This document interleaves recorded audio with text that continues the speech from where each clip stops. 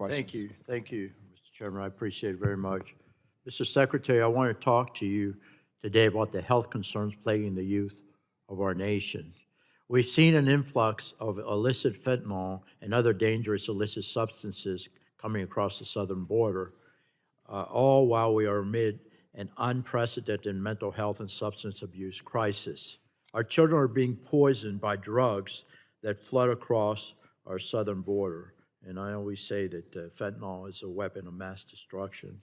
Many of these children do not realize that they're even encountering illicit fentanyl. Many utilize social media platforms to purchase pills that they believe are pharmaceutical grade, but in fact are laced with fentanyl. And I know this has been mentioned before, but it's worth being mentioned again, that's for sure.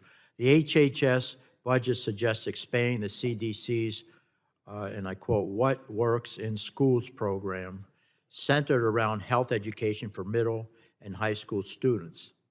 In this program, the CDC has provided health education curriculum tools for schools to utilize to help meet the health needs of students. This 940-page document never mentions fentanyl or opioids, not a single time. For that matter, illicit fentanyl is only mentioned once in your HHS budget document, only twice in the president's budget, and I know that the chairman mentioned this as well. Is there confusion at HHS about the deadly impact of illicit fentanyl when it comes to drug overdose death? Please, sir. Congressman, I've heard the mention of a reference once or twice in the budget. I would say to you that we are addressing fentanyl not once or twice in the budget, but 10 billion, 900 million times, because that's the amount of money that we are committing to fight drug overdose and fentanyl and opioids. And so we are in that mix. We don't have to say the word to be in the mix. And what we're trying to do is work with our communities locally to make sure they know that they will be supported by the federal government when it comes to addressing drug overdose, whether it's opioids, whether it's fentanyl. We want to be there with them. Okay, I'll get on to the next question.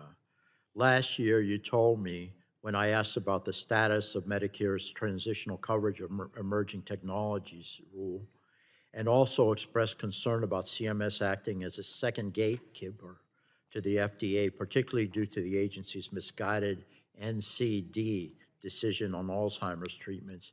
You told me that the two agencies have two separate but distinct missions, but they were committed to working together to help provide seniors with new potential treatment options. Unfortunately, in the year since, we saw you that exact opposite.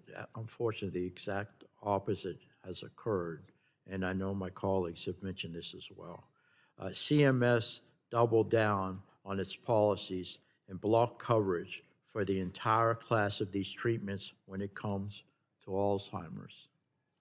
How is it possible for CMS to prejudge an entire class of drugs as not being reasonable and necessary for seniors after the FDA approves these very drugs to treat as safe and effective for Medicare patients with Alzheimer's, the primary audience for these drugs? And this is hope for our Alzheimer's patients. It's hope for our families and caregivers. So please, sir, answer the question, and let's reverse this ruling by CMS. I mean, isn't FDA responsible for making these decisions? Yeah. Mr. Chairman, thank you very much. And for all Americans who are interested in this subject, not just because a family member has Alzheimer's, but just because this is the kind of thing that could hit their family at any time, I want to make sure we're clear. We're following, Congressman, the law that you all have passed. Maybe not you today or in the last few years, but the law that's in the books treats FDA and CMS differently. The standards that apply to FDA are different from the standards that CMS must apply. And so it wasn't that CMS prejudged or that it didn't follow what FDA did and said. It's that the CMS is not, by law, under the laws that Congress passed, supposed to just follow FDA or judge based on what FDA does. CMS, like FDA, must collect the evidence, then make decisions. FDA makes the initial decision, is this a drug that should be put out into the market for American consumers to have access to? Is it safe and effective? CMS has a different standard by law established by Congress. What is that standard? Reasonable and necessary is probably the shortcut way of saying what CMS must look at for purposes of determining whether it will provide access to a particular treatment or medication.